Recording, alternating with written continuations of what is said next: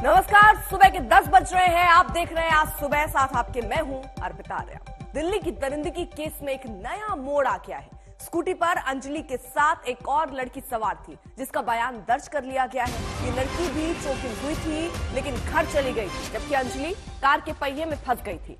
CCTV से police को पता चला कि अंजलि के साथ एक लड़की और थी। तो ये नया सीसीटीवी फुटेज सामने आया है, जिसमें उस वक्त की तस्वीरें बताई जा रही हैं जब ये होटल से निकल रही थी। उसमें आपको अंजलि के साथ साथ एक और लड़की नजर आ रही है। बताया जा रहा अंजलि की दोस्त थी, और जब ये एक्सीडेंट हुआ तो अंजलि को भी चोट आई, लेकिन अंजलि घर चली गई थी। सीसीटीवी के आधार पर ही इस लड़की को खोजा गया, उसके बाद इसका बयान भी दर्ज किया गया है। तो 5 से 7 लोगों से पूछताछ भी पुलिस कर रही है, जो होटल में उस वक्त मौजूद थे, कि कितने बजे अंजलि निकली।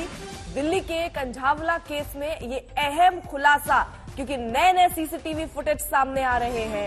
ये नया सीसीटीवी फुटेज होटल के बाहर का, जब अंजलि वहां से निकलती है, उसके साथ उसकी एक महिला दोस्त भी नजर आ रही है।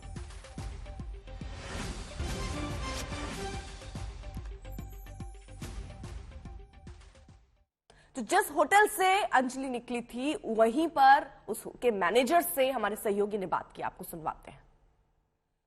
इस वक्त हमारे साथ बात करने के लिए अनिल जी मौजूद है, होटल मैनेजर। अनिल को भी बोलिए, जी बता दीजिए, वो दोनों लड़कियां कब आई थी? 7:30। और उसके बाद ये बताएं कि कब वो गई, कब वो लड़कियां गई?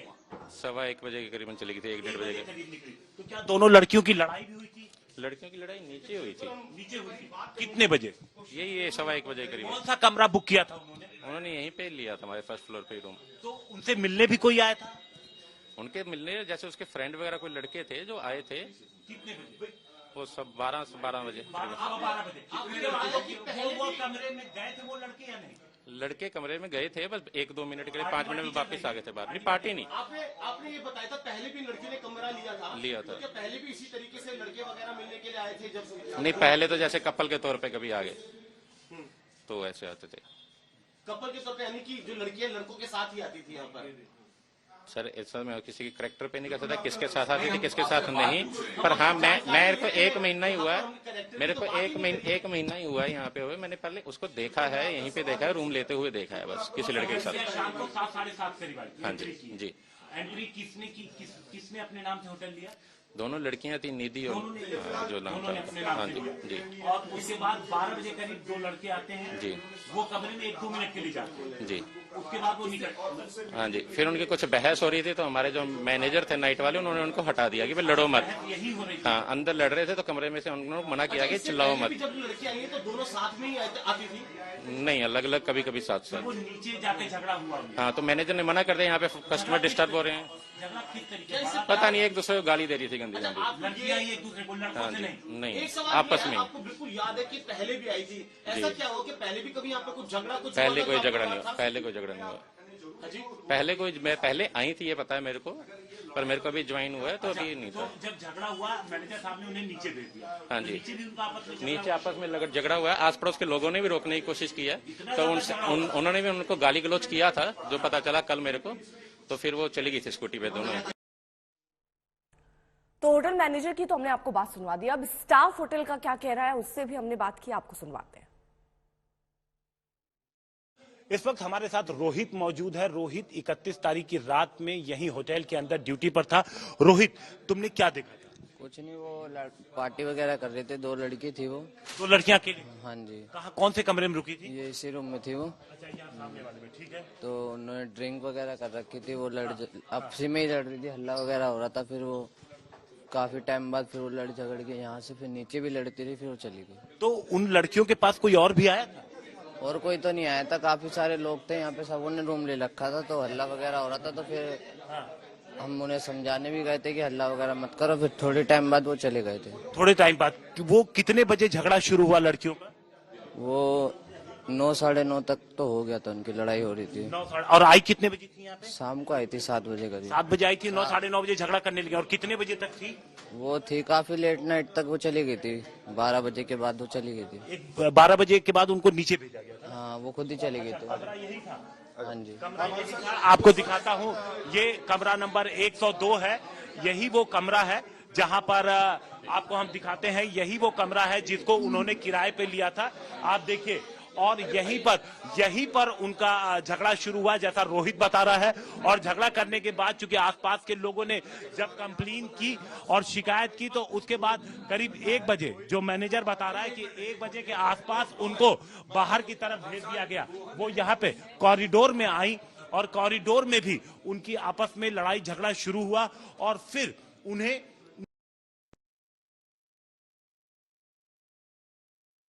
छुड़ाने की भी कोशिश की और फिर वो स्कूटी लेकर यहां चली गई। ये पहली बार नहीं है जब वो लड़कियां यहां इस होटल में आई थी। इसके पहले मैनेजर कह रहे हैं कि एक बार और वो लड़कियां आई थी। लड़कियां करीब 7 बजे पहुंची थी और उन्होंने रजिस्टर में एंट्री की थी और उन्होंने ही होटल का रूम बुक किया था। कैमरामैन अभिषेक भाई के साथ हिमांशु मिश्रा, दिल्ली, आज तक। तो अब नए नए एंगल, जहां एक तरफ पुलिस की जांच इस दिशा में चल रही है कि क्या कोई छेड़खानी उस वक्त हुई थी या सिर्फ ये एक हत्या है, एक हादसा एक तरीके से आप कह लीजिए। क्या ये सिर्फ ये है? पुलिस अभी छानबीन कर रही है, लेकिन एक नया मोड़ आता जा रहा है क्योंकि ये सीसीटीवी, जैसे जैसे देखिए आज जांच आगे बढ़ रही है, सीसीटीवी फुटेज सामने आई जिसमें वो लड़की नजर आती है, उसकी एक मित्र नजर आती है। ये खबर है कि 5 से 7 लोग उस वक्त होटल में मौजूद थे।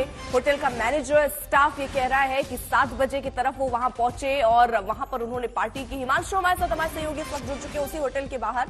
हिमांशु, क्योंकि परिवार वाले तो ये कह रहे हैं कि इवेंट का काम करती थी, इसलिए काम से वो बाहर गई थी, लेकिन अभी तो नया एंगल आ रहा है कि वो शायद न्यू ईयर की पार्टी करने के लिए गई थी। क्या वहां पर मैनेजर बता रहे हैं कितने बजे पहुंची, फिर कितने बजे निकली और कितने लोग थे, किनसे किनसे हो रही है पूछताछ?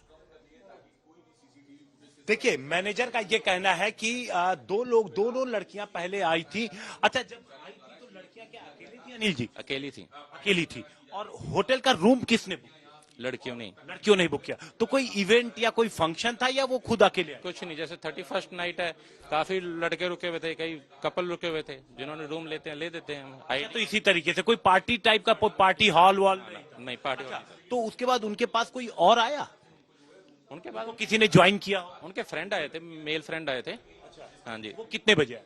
वो तकरीबन 12, सवा 12 बजे के करीबन। 12। कितनी देर लोग रुके यहाँ पे? मैक्सिमम 10 से 12 मिनट। 10-12 मिनट। हाँ जी। लड़ाई कब? आपने कहा लड़ाई हुई, तो लड़ाई क्या दोनों हाथापाई नहीं, कहा सुनी बातों में एक दूसरे को गाली निकाल रही थी। कौन? लड़कियां दोनों। फिर वो लड़के चले गए? लड़के भी साथ में ही खड़े थे, नीचे ही खड़े थे लड़के भी और लड़कियां भी। लड़कियां तो पहले जो लड़ाई, जो झगड़ा शुरू हुआ आपस में, कहा सुनी जो आप कह रहे हैं, वो कॉरिडोर से शुरू हुआ? कॉरिडोर से नहीं है, लड़की आई है यहीं से, उसको साथ में लेके चली गई, नीचे लड़ाई हुई है उनकी। झगड़ा नीचे हुआ? के बंद कमरे में वो आपस में एक से चिल्ला रही थी, तो लड़कों ने रोक दिया था, तो रुक गई थी वो। 31 तारीख की बात है, 1 बजे तो नीचे भीड़ भी रही होगी, तो क्या लोगों ने इंटरवीन किया था? 1-2 आस पड़ोस के लोगों ने किया था, तो उनको भी लड़कियों ने गालियां निकाल दी थी। उनको भी बोल दिया?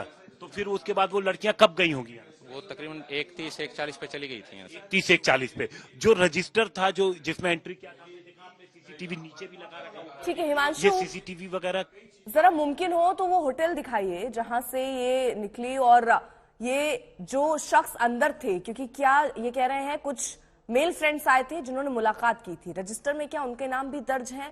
क्योंकि क्या ये उन कार वाले शख्स तो नहीं है, ये अलग मित्र थे? जी, मैं बिल्कुल बात करता हूँ। क्या जो लड़के आए थे उनकी एंट्री हुई थी? जी हुई थी। लड़कों की भी एंट्री हुई? तो लड़कों की भी एंट्री हुई थी ऐसी बता रहे हैं। लेकिन देखिए, ये जो होटल है, ये मैं आपको दिखाता हूँ, ये बाहर से ये इसकी एंट्री है। ये देखिए, सेक्टर 23 रोहिणी का ये इलाका है। यहाँ आसपास एक साथ कई सारे होटल है। और एक चीज और जो इन्होंने बताई थी अर्पिता, कि वो लड़कियां यहाँ पहले भी आ चुकी थी। अब वो यहाँ आती हैं, ये कॉरिडोर आप देखिए, ये कॉरिडोर है, दोनों तरफ कमरे हैं। यहाँ कोई मैरिज हॉल या पार्टी फंक्शन का हॉल जैसी कोई चीज नहीं है।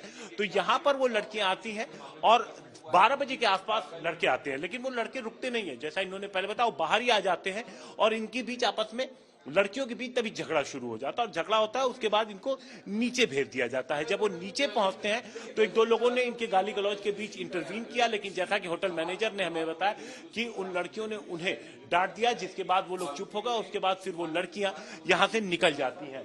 तो ये मैं आपको पूरा होटल दिखा रहा हूँ। ये वो कमरा भी है जहां पर वो लड़कियां उस दिन रुकी थी। और हमारे साथ इस वक्त देखिए जो होटल के एम्प्लॉइज हैं, जो यहाँ पर इस वक्त मौजूद हैं, वो भी हैं। तो जो झगड़ा है रोहित, वो झगड़ा कहाँ शुरू हुआ? वो झगड़ा उनका रूम के अंदर ही हो रहा था। काफी माँ बहन की गाली बक रही थी, वो लड़की आपसी में ही। तो फिर उसके बाद हमने बोला कि मैम ऐसे गाली गलौज अच्छा नहीं होता। फिर उसके बाद क्या हुआ? जब झगड़ा शुरू हुआ तो उसको नीचे की तरफ हाँ जी, हमने बोला मैम यहाँ लड़ाई झगड़ा नहीं चलेगा, और भी गेस्ट अगल बगल में वो डिस्टर्ब होते हैं। तो कह रही ओके भाई हम लोग जा रहे हैं। फिर उसके बाद वो नीचे चली गई। अगल बगल वालों ने बोला उन्हें कि भाई मैम आप लड़की हो, तो बोली आप हमारे पर्सनल मैटर है, बीच में मत करो डिस्टर्ब है, बीच में ना बोले। तो ये देखिए, ये वही होटल है जहाँ पे स्टाफ है, इनका कहना है कि हमने कई सारे स्टाफ से बात की, उनका यही कहना है कि जब झगड़ा शुरू हुआ तो चूंकि और भी होटल के कमरे बुक थे, तो जिसकी वजह से उन्हें कहा गया कि आप नीचे जाइए, और वो नीचे जाती है और वहां पर उनका झगड़ा होता है। तो जो पहला सीसीटीवी पुलिस को मिला है, हम नीचे की तरफ चल के आपको दिखाते हैं। जो पहला सीसीटीवी मिला है अर्पिता, वो हम आपको दिखाते हैं। उसमें दिख रहा है जहां से वो स्कूटी से जाते हुए वो लड़कियां नजर आ रही हैं, और वहां पर पुलिस को तभी ये स्पष्ट हुआ कि उन्होंने जो अंजलि के साथ उसकी एक दोस्त भी थी, और उसके बाद वो जो दोस्त थी उसने जो स्कूटी चलानी शुरू की थी वो उसी ने चलानी शुरू की थी।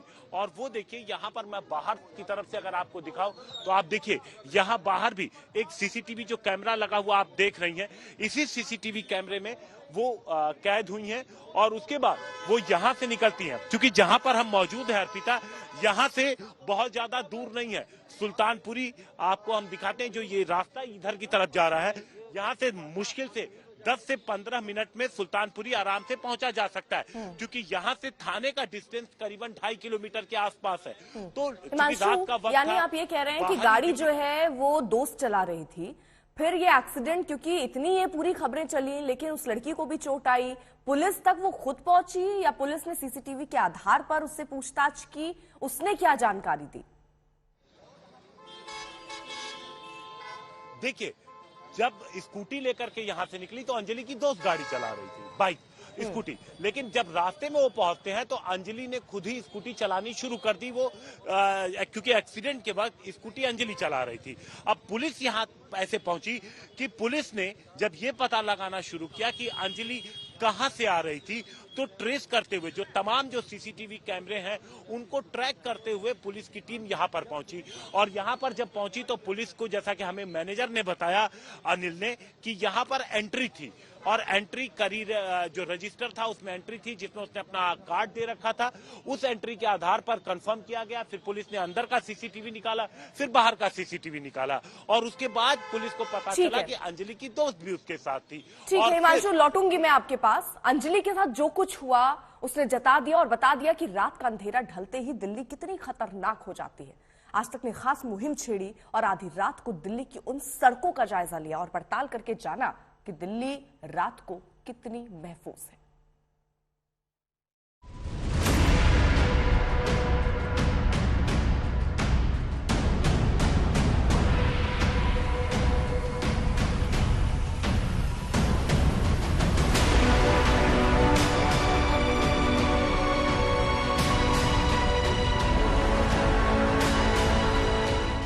इस वक्त मैं मौजूद हूं उस जगह पर जहां पर पुलिस को स्कूटी बरामद हुई थी।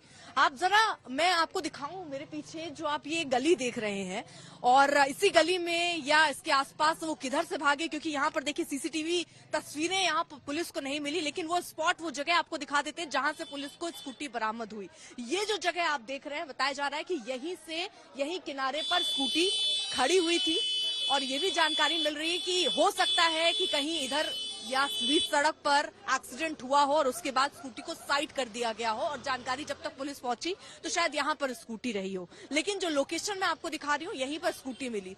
लेकिन इस बीच अगर आप ये रास्ता देखिए, अगर इधर से आप अंदाजा लगाइए तो एक गाड़ी बहुत स्पीड में जा भी नहीं सकती, आगे ब्लॉक भी दिख रहा है, तो स्वाभाविक तौर पर ऐसा ही कोई रास्ता होगा जहां से ये गाड़ी निकली होगी। लेकिन आप अगर ऊपर भी नजर डालें, यहाँ पर कहीं सीसीटीवी फुटेज जो मैं देख पा रही हूँ, सीसीटीवी फुटेज मतलब सीसीटीवी ही नहीं है जिसकी फुटेज से ये पता किया जा सके कि एग्जैक्ट कहां पर एक्सीडेंट हुआ। यहाँ पर ऐसी कोई निशान एक्सीडेंट होने के तो नहीं दिख रहे हैं, क्योंकि पुलिस का भी कहना है कि जो स्कूटी मिली वो डैमेज स्थिति में, आगे का उसका हिस्सा डैमेज था। उसके साथ एक शूज मिला है जो यहीं पर गिरा हुआ था, ये भी जानकारी पुलिस ने अपनी FIR में बताई है। अगर अब आप रास्ता देखें तो ये रास्ता जो सामने जाता है, इन्हीं किसी रास्ते से वो गाड़ी होते हुए निकली है। तो उस जगह जहां पर स्कूटी मिली और जहां डेड बॉडी मिली, उसका मैंने मैप देखिए लगा लिया है, और यहां से अगर आप देखें तो ये करीब 14 किलोमीटर यहां से दिख रहा है, यानी 34 मिनट का समय इसमें लगता हुआ नजर आ रहा है। और अब हम वहां यानी यहां जहां स्कूटी मिली वहां से डेड बॉडी वाली जगह पर चलते हैं। और जैसा आप मैप देख पा रहे हैं, चलिए मैंने मैप लगा लिया है। 34 मिनट की दूरी यहां से और करीब 14 किलोमीटर का रास्ता यानी सफर दिख रहा है। तो इस वक्त आप देख रहे हैं जिस सफर पर हम हैं, जहां पर स्कूटी मिली और जहां डेड बॉडी मिली, ये स्ट्रेच हम आपको कवर कर रहे हैं। शिव विहार इस वक्त हम देखिए आगे थोड़ी दूर पर है, लेकिन यहां आप देखेंगे तो कुछ चीजें परिवर्तित और चेंज दिख रही हैं। दिल्ली पुलिस की यहां पर ये पीसीआर वैन है जो पेट्रोलिंग करते हुए इस वक्त आपको नजर आ रही है। लेकिन इसी के साथ साथ सवाल जरूर ये खड़े होते हैं कि अगर न्यू ईयर के दिन जिस दिन ये हादसा हुआ, अगर उस वक्त ऐसे ही पीसीआर वैन मौजूद होती तो शायद वो लड़की आज हमारे बीच होती, जिंदा होती, इतने किलोमीटर घसीटती नहीं जाती। ये कई सवाल हैं। आज कोई घटना होती, उसके अगले ही दिन हम देखते हैं पुलिस किस तरीके से मुस्तैदी के साथ काम करने लगती, लेकिन ये मुस्तैदी सिर्फ कोई घटना होने पर ही होती है, कुछ दिन के लिए ही होती है और उसके बाद ढाक के वही दो पात। तो ये आप देख रहे हैं पीसीआर वैन जो हम आपको तस्वीर दिखा रहे हैं, ये यहाँ पर पेट्रोलिंग गश्त करते हुए पुलिस के अधिकारी यहाँ पर आपको नजर आ रहे होंगे। तो ये आलम तब है जब ये घटना घटी है और जबरदस्त आक्रोश और बवाल इस बात को लेकर है। अब चलिए आपको सीधे लिए चलते हैं उस जगह पर, उस स्पॉट पर जहां पर डेड बॉडी मिली थी।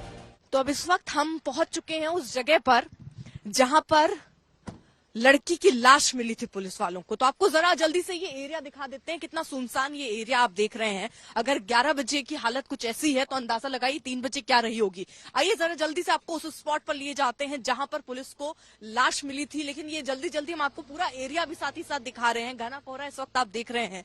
आइए जरा आपको लिए चलते हैं, यानी यहां से ये गाड़ी आई होगी और उसके बाद यहां क्रॉस करने के बाद इस सड़क को यहां पर आप देखेंगे तो वो स्पॉट अगर आप देख पाए तो वहां पर दरअसल डेड बॉडी फेंक कर वो लोग गाड़ी को यू टर्न करके वहां से भाग गए हैं।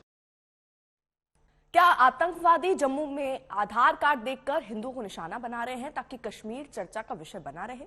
आतंकवादियों की इस बौखलाहट की कई वजह है, जिसमें अनुच्छेद 370 हटने के बाद कश्मीर का अमन चैन सबसे बड़ा है। हमारी ये खास रिपोर्ट देखिए।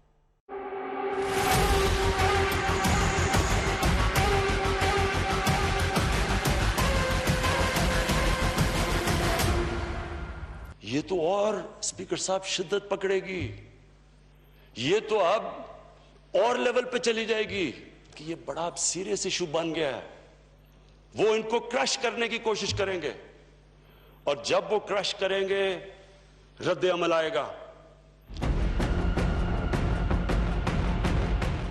जम्मू कश्मीर से अनुच्छेद 370 हटे हुए 3 साल से ज्यादा हो गए हैं, या फिर यूं कहें कि पाकिस्तान की उम्मीदों पर पानी फिरे 3 साल बीत चुके हैं, क्योंकि कश्मीर में बगावत की भविष्यवाणी करने वाले इमरान खान खुद भूतपूर्व प्रधानमंत्री बन चुके हैं। नए प्रधानमंत्री शहबाज शरीफ की चिंता कश्मीर से ज्यादा सत्ता बचाने और देश के खाली होते खजाने को लेकर है। दुनिया के हर बड़े मंच पर कश्मीर को लेकर पाकिस्तान का प्रोपेगेंडा फेल हो चुका है, तो पाकिस्तान की सेना को तहरीक तालिबान पाकिस्तान खुलकर ललकार रहा है। तालिबान बॉर्डर पर पाकिस्तानी सैनिकों को मार रहा है। कुल मिलाकर कश्मीर पर पाकिस्तान का हर दांव फेल हो गया है, वो बैकफुट पर है।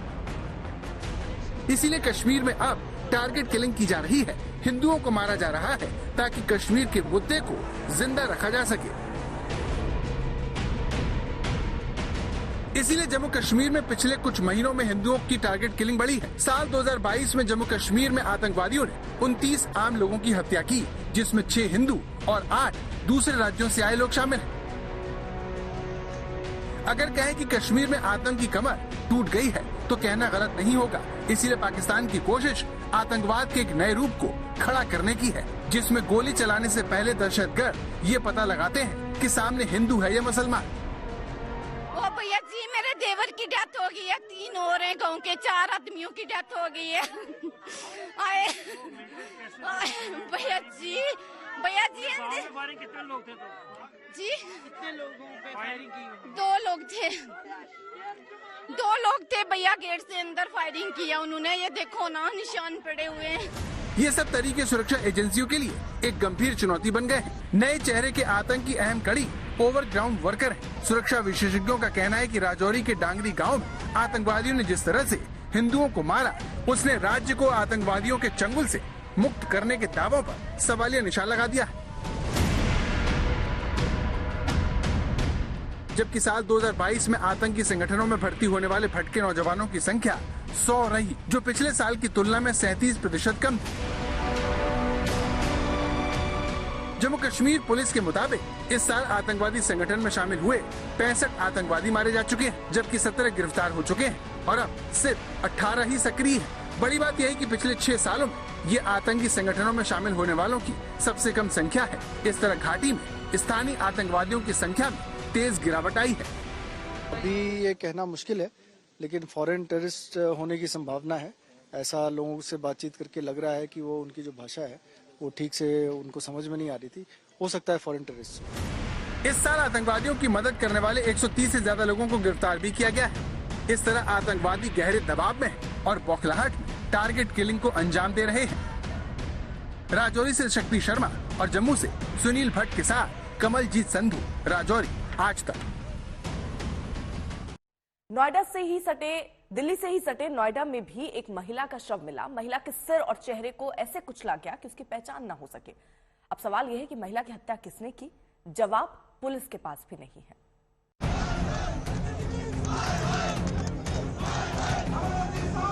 जिस वक्त हर ओर दिल्ली में बेटी से हुई हैवानियत का शोर है, बेटी को इंसाफ दिलाने और दोषियों को फांसी देने की मांग का जोर है, ऐसे माहौल के बीच नोएडा के एक्सप्रेस वे पर एक महिला का शव मिलने से सनसनी फैल गई। दादरी इलाके में ईस्टर्न पेरिफेरल हाईवे पर महिला का शव मिला है, जिसका चेहरा बुरी तरह से कुचला हुआ है। शुरुआती जांच में पुलिस इसे हादसा बता रही है, लेकिन कुछ बातें हादसे वाली थ्योरी पर सवाल उठा रही हैं। पुलिस को महिला के शव के आसपास कोई वाहन नहीं मिला, लिहाजा ये सवाल उठ रहा है कि महिला इतनी सुबह हाईवे पर कैसे पहुंची और वो हाईवे पर क्यों चल रही थी। सवाल ये भी है कि कहीं महिला का सिर पहचान छिपाने के लिए तो नहीं कुचला गया, बाद में इसे हादसे का रूप दे दिया गया हो। पुलिस इन पहलुओं से भी आगे की पड़ताल कर रही है। जांच पूरी होने के बाद सच्चाई सामने आने की बात कह रही है। महिला के हाथ, पैर और सिर में चोट के निशान हैं। मौके से एक बड़े वाहन जैसे कि ट्रक के भी टायर के निशान मिले हैं। प्रथम दृष्टया ऐसा हो रहा है कि किसी बड़े वाहन से इस महिला की टक्कर हो गई। महिला की आइडेंटिटी स्टैब्लिश करने की कार्रवाई पुलिस द्वारा की जा रही है एवं सभी बिंदुओं को दृष्टिगत रखते हुए पुलिस द्वारा आवश्यक वैधानिक कार्रवाई की जा रही है। महिला के हाथ, पैर और सिर में चोट के निशान हैं। अब तक महिला की पहचान नहीं हो सकी है। पुलिस जल्द ही पड़ताल पूरी होने की बात कह रही है। महिला के मौत के पीछे की वजहों को सामने लाने की बात कह रही है। ग्रेटर नोएडा से अरुण त्यागी के साथ आज तक ब्यूरो। बड़ी हैरानी है कि देश की सबसे स्मार्ट पुलिस ये नहीं देख पाती कि एक कार ने एक लड़की को 12 किलोमीटर तक घसीटा। भारत की शक्ति के केंद्र में मौजूद राजधानी की पुलिस नहीं देख पाती कि 1 घंटे से ज्यादा वक्त तक कार के नीचे शरीर की हड्डी टूटने तक, कपड़े फट जाने तक घसीटती गई। तारीख 29 दिसंबर 2022। मौका था दिल्ली वालों को नए साल के जश्न पर सुरक्षा का भरोसा देना। दिल्ली पुलिस के एक नहीं 4 स्पेशल सीपी भरोसे का दावा करने आए। पर्याप्त सुरक्षा इंतजाम होंगे। जो दिल्ली के सिटीजन्स का जो सेलिब्रेशन का जो एक बोनाफाइड डोमेन है, उसको हम लोग पूरी तरह से फैसिलिटेट करेंगे। लेकिन दिल्ली पुलिस की तरफ से सुरक्षा के दावे 2 दिन के भीतर कुचल दिए गए। घिसट कर दम तोड़ दिए। जब दिल्ली में अपने घर की इकलौती कमाने वाली 20 साल की बेटी को इस परिवार ने खो दिया, क्योंकि दिल्ली पुलिस दावों का दम भरकर सन्नाटा खींचकर सो गई। दिल्ली पुलिस के 4 स्पेशल सीपी जो दावे दिल्ली की जनता को सुरक्षित नया साल मनाने के नाम पर दे गए, वो 48 घंटे भी भारत की राजधानी दिल्ली की सड़कों पर टिक नहीं पाए। नए साल का जश्न मनाती दिल्ली में 31 दिसंबर की रात घर लौटती बेटी को 5 कार सवारों ने 10 से 12 किलोमीटर तक घसीटा, लेकिन एक पुलिस वाला भी देख नहीं पाया, जबकि दावा था हजारों पुलिसकर्मी सड़क पर मौजूद हैं। दिल्ली पुलिस का दावा नंबर 2, जो 12 किलोमीटर तक सड़क पर घिसते हुए दम तोड़ देता है। पुलिस का जो डिप्लॉयमेंट है अक्रॉस दिल्ली वो 16,500 से ज़्यादा का होगा। उसके अलावा 1000 से ज़्यादा ट्रैफिक पुलिस का डिप्लॉयमेंट होगा और 20 कंपनी से ज़्यादा जो आउटसाइड फोर्स है। मेन मकसद है वो है कि जो दिल्ली सिटीजन्स हैं वो न्यू ईयर को एक बेहतर तरीके से फैसिलिटेटेड तरीके से उसको मना पाएं। कहां थे वो 16,500 पुलिस वाले, 1000 से ज्यादा ट्रैफिक पुलिस वाले, 20 कंपनी से ज्यादा आउटसाइड फोर्स वाले? अगर थे तो फिर क्यों नहीं एक पुलिस वाले ने नहीं देखा इस कार से स्कूटी से घर लौटती बच्ची को टक्कर मारते?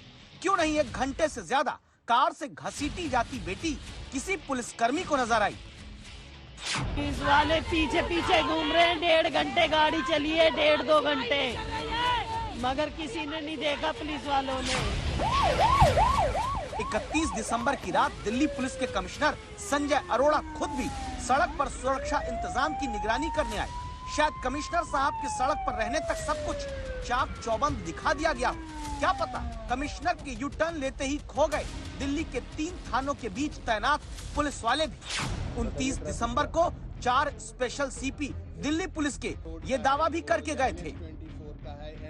विमेन सेफ्टी हमारा फोकस होगा। जो पुलिस डिप्लॉयमेंट है इसमें 2500 से ज्यादा विमेन पुलिस फोर्स का डिप्लॉयमेंट होगा। लेकिन फिर कुछ ही घंटों बाद दिल्ली सड़क पर क्यों इस कार के नीचे महिला सुरक्षा के दावों को घिसटने, खींचने और नुचने दिया गया?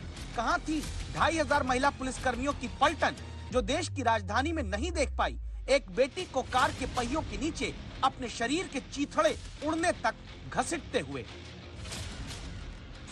बेटी के साथ 5-5 लोगों ने गलत काम करा है। मेरी बेटी के साथ मारा है, कूटा है, नंगी करके गलत काम करा है और फिर उसको मार के गाड़ी के नीचे घसीटा है, गाड़ी के नीचे घसीटा है मेरी बेटी को।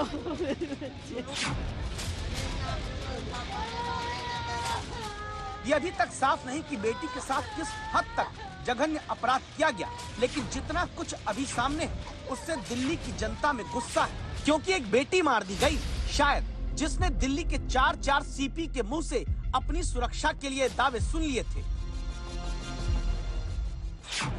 ट्रैफिक पुलिस और लोकल पुलिस, क्योंकि जो न्यू ईयर सेलिब्रेशन होता है इसमें जो मूवमेंट है, लोग जो गाड़ियों में चलते हैं उसको ध्यान में रखते हुए और जो बहुत तरह के पॉसिबल वायोलेशंस होते हैं, कुल जो फोकस है वो ये फोकस है कि सेफ एंड सिक्योर तरीके से जो सिटीजन्स का जो राइट है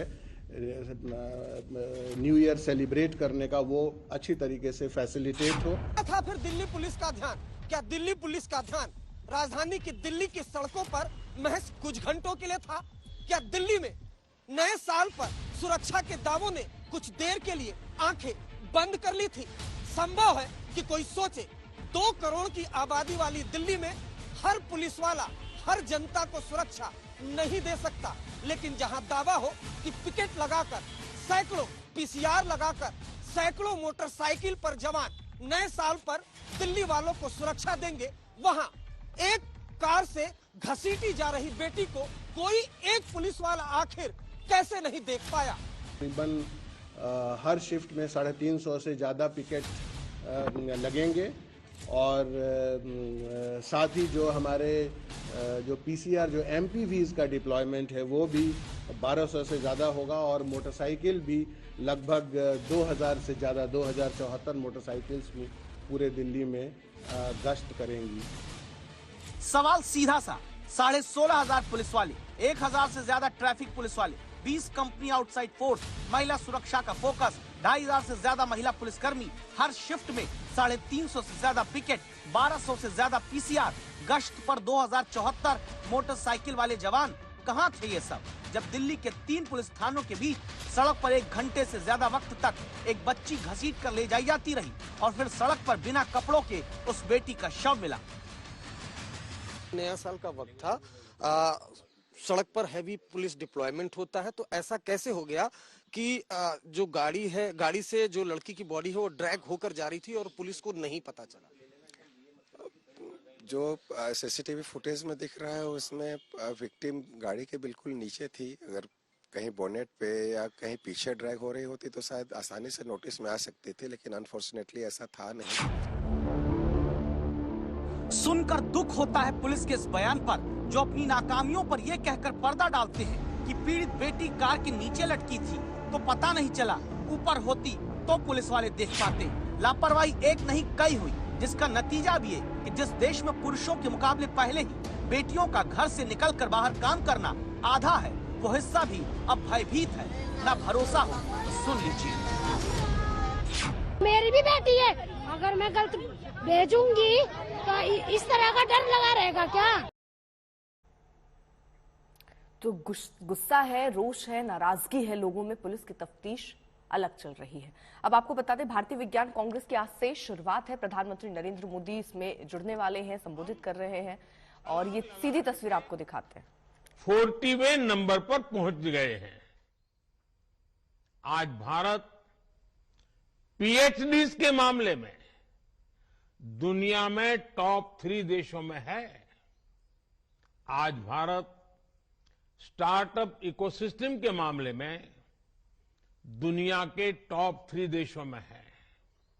साथियों, मुझे खुशी है कि इस बार इंडियन साइंस कांग्रेस की थीम भी एक ऐसा विषय है जिसकी दुनिया में सबसे ज्यादा चर्चा हो रही है। विश्व का भविष्य सस्टेनेबल डेवलपमेंट के साथ ही सुरक्षित है। आपने सस्टेनेबल डेवलपमेंट के विषय को विमेन एम्पावरमेंट के साथ जोड़ा है। मैं मानता हूं कि व्यावहारिक रूप से भी ये दोनों एक दूसरे से जुड़े हुए हैं। आज देश की सोच केवल ये नहीं है कि हम साइंस के जरिए विमेन एम्पावरमेंट करें, बल्कि हम विमेन की भागीदारी से साइंस का भी एम्पावरमेंट करें। साइंस और रिसर्च को नई गति दें, ये हमारा लक्ष्य है। अभी भारत को G20 समूह की अध्यक्षता की जिम्मेदारी मिली है। G20 के प्रमुख विषयों में भी विमेन लेड डेवलपमेंट एक बड़ी प्राथमिकता का विषय है।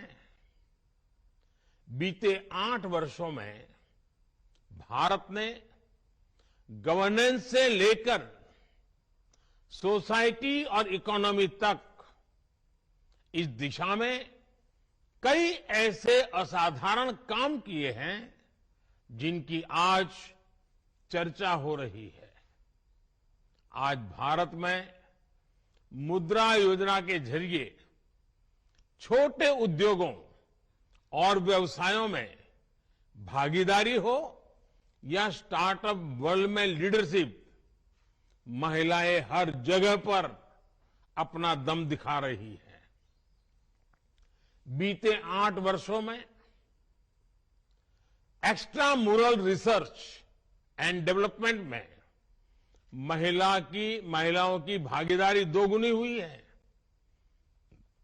महिलाओं की ये बढ़ती भागीदारी इस बात का प्रमाण है कि समाज भी आगे बढ़ रहा है और देश में साइंस भी आगे बढ़ रही है। साथियों, किसी भी वैज्ञानिक के लिए असल चुनौती यही होती है कि वो अपने नॉलेज को ऐसे एप्लीकेशंस में बदल दें जिससे दुनिया की मदद हो सके। जब साइंटिस्ट अपने प्रयोगों से गुजरता है तो उसके मन में यही सवाल रहते हैं कि क्या इससे लोगों का जीवन बेहतर होगा या उनकी खोज से विश्व की जरूरतें पूरी होगी। साइंस के प्रयास बड़ी उपलब्धियों में तभी बदल सकते हैं जब वो लैब से निकलकर लैंड तक पहुंचे, जब उसका प्रभाव ग्लोबल से लेकर ग्रासरूट तक हो, जब उसका विस्तार जर्नल से लेकर जमीन तक हो, जब उससे बदलाव रिसर्च से होते हुए रियल लाइफ में दिखने लगे। साथियों, जब साइंस की बड़ी उपलब्धियां एक्सपेरिमेंट से लेकर लोगों के एक्सपीरियंस तक का सफर तय करती है, तो इससे एक अहम संदेश जाता है। ये बात युवाओं को बहुत प्रभावित करती है। वो सोचते हैं कि साइंस के जरिए वो पूरी दुनिया को प्रभावित कर सकते हैं। ऐसे युवाओं को आगे बढ़ाने के लिए इंस्टीट्यूशनल फ्रेमवर्क की आवश्यकता होती है, ताकि उनकी आकांक्षाओं का विस्तार किया जा सके, उन्हें नए अवसर दिए जा सके। मैं चाहूंगा कि यहां मौजूद वैज्ञानिक ऐसा इंस्टीट्यूशनल फ्रेमवर्क विकसित करें जो युवा प्रतिभाओं को आकर्षित करे और उन्हें आगे बढ़ने का मौका दे। उदाहरण के लिए टैलेंट हंट और हैकेथॉन के आयोजनों के जरिए साइंटिफिक सोच रखने वाले बच्चों की तलाश की जा सकती है। इसके बाद उन बच्चों की समझ को एक प्रॉपर रोडमैप के जरिए विकसित किया जा सकता है। इसमें सीनियर साइंटिस्ट उनकी मदद कर सकते हैं। आज हम देखते हैं कि स्पोर्ट्स में भारत नई ऊंचाई को छू रहा है।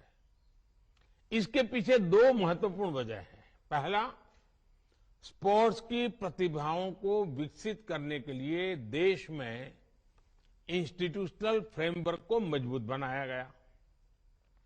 दूसरा, स्पोर्ट्स में गुरु शिष्य परंपरा का अस्तित्व और प्रभाव, जहां नई प्रतिभाओं को पहचानकर उन्हें आगे बढ़ाया जाता है, वहां शिष्य की सफलता में गुरु अपनी कामयाबी देखते हैं। ये परंपरा साइंस के क्षेत्र में भी सफलता का मंत्र बन सकता है। साथियों, आज आपके सामने कुछ ऐसे विषय भी रखना चाहता हूं जो भारत की साइंस की दिशा तय करने में मददगार होंगे।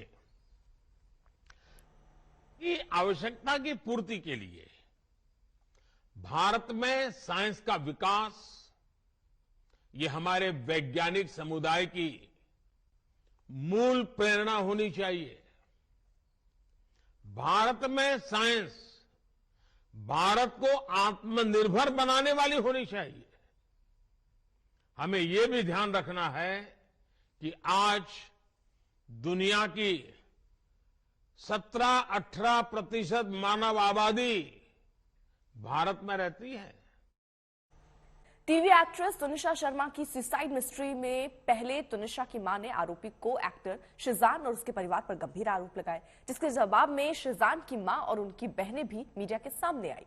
शिजान के परिवार ने साफ कहा कि दोनों का रजामंदी से ब्रेकअप हुआ था। साथ ही हिजाब, दरगाह, धर्म परिवर्तन और लव जिहाद वाले सारे एंगल बेबुनियाद हैं।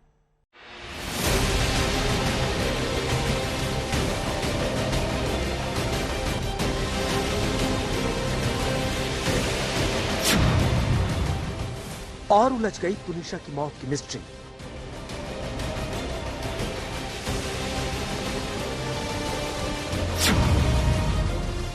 अब तुनिशा की मां वर्सेस शिजान की मां।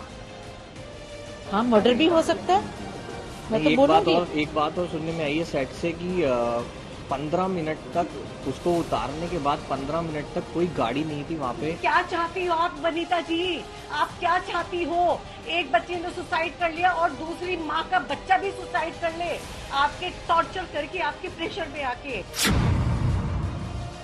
जब सब निर्दोष तो क्यों गई तुनिशा की जान?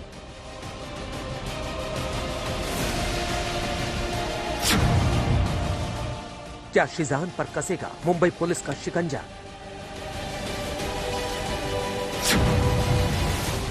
सुसाइड केस में कौन सच्चा कौन झूठा? तो घूमना था, उसको दुनिया देखनी थी, वो कभी बाहर नहीं निकली। पहली बार हमारे साथ बीच पे गई थी वो बच्ची। जैसे जैसे Mumbai police Tunisha suicide case में सच के करीब पहुंचने की कोशिश कर रही है, वैसे वैसे रोज नए खुलासे पूरे मामले को और उलझाते जा रहे हैं। अपनी 22 साल की बच्ची खोने के बाद से तुनिशा की मां शिजान को उसकी मौत के लिए जिम्मेदार ठहराते हुए इसे सुसाइड नहीं मर्डर बता रही है। हाँ, मर्डर भी हो सकता है, मैं तो बोलूंगी। एक बात और सुनने में आई है सेट से कि 15 मिनट तक उसको उतारने के बाद 15 मिनट तक कोई गाड़ी नहीं थी वहाँ पे उसको हॉस्पिटल ले जाने के लिए, ना ही कोई एम्बुलेंस बुलाई गई। तो ऐसा कैसे हो सकता है? वहीं अब शिजान की मां पहली बार मीडिया के सामने आई और कहा कि तुनिशा की मां वनीता शर्मा के सारे आरोप बेबुनियाद हैं।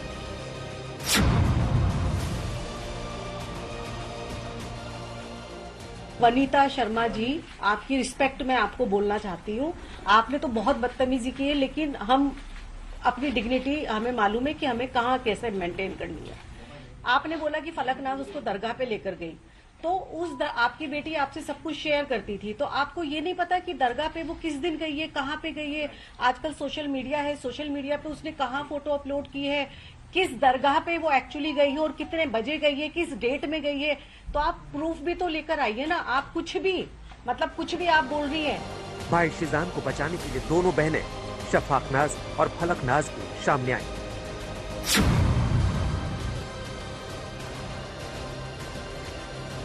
शो में रहते हैं, एक आउटफिट में रहते हैं, हम 25 से 30 दिन हम शूट करते हैं, तो वो बहुत नेचुरली हो जाता है कि हम वो लैंग्वेज बोलने लग जाते हैं। और किसी लैंग्वेज का रिलीजन से क्या लेना देना है? हम इंडिया में रहते हैं, इतनी सारी भाषाएं हैं, तो लैंग्वेज बोलना, रिलीजन एक्सेप्ट कर लेना या कन्वर्ट हो जाना प्रूफ नहीं करता है। Firstly this is a very wrong assumption.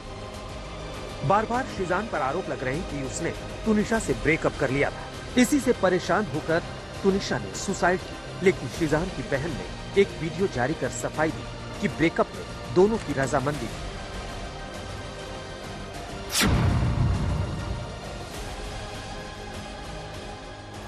तो मैं यहाँ पे ये क्लैरिफिकेशन दे रही हूँ, ब्रेकअप हुआ था म्यूचुअल अंडरस्टैंडिंग के साथ, गलत नोट पे ब्रेकअप नहीं हुआ।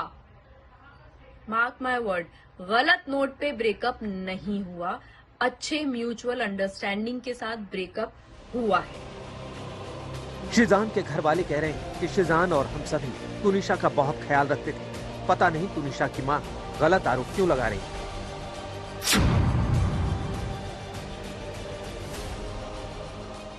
वो काम नहीं करना चाहती थी, लेट मी क्लियर दिस। उसको घूमना था, उसको दुनिया देखनी थी, वो कभी बाहर नहीं निकली। पहली बार हमारे साथ बीच पे गई थी वो बच्ची, फॉर गॉड सेक। दाना पानी। और वो बहुत खुश थी, वो बहुत खुश थी, उसने पहली बार बाहर की जिंदगी देखी। और मैं एक बात बोलूं, हमें बहुत फक्र है कि हमने 5 महीने उसको बहुत खुशी दी है, बहुत खुशी दी। काश हम उससे पहले मिले होते, और जितना साल वो जी है ना बच्ची, हम उसको शायद और खुशी दे सकते। सीना ठोक के ये बात बोलती हूँ। शिजान की मां कहकशा खान ने कहा कि तुनिशा की मां झूठ बोल रही। उनके खुद अपनी बेटी से अच्छे रिश्ते नहीं थे, जबकि तुनिशा की मां आरोप लगा रही है कि शिजान की मां का दखल बढ़ता जा रहा था।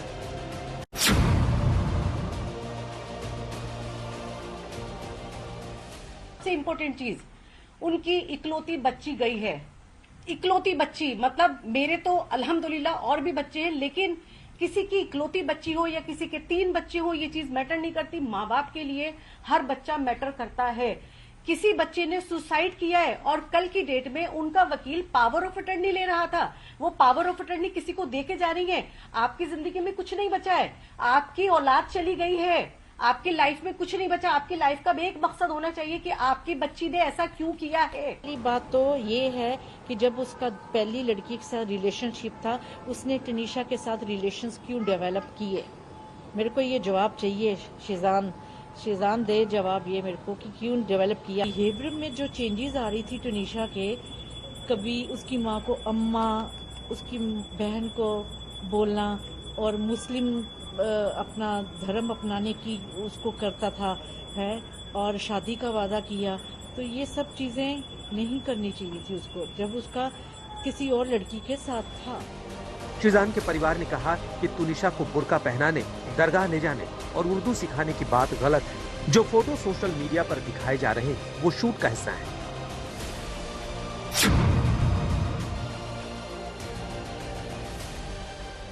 ये देखिए, ये वो एपिसोड का है जो एपिसोड टेलीकास्ट हुआ है, एपिसोड 21 14 सितंबर।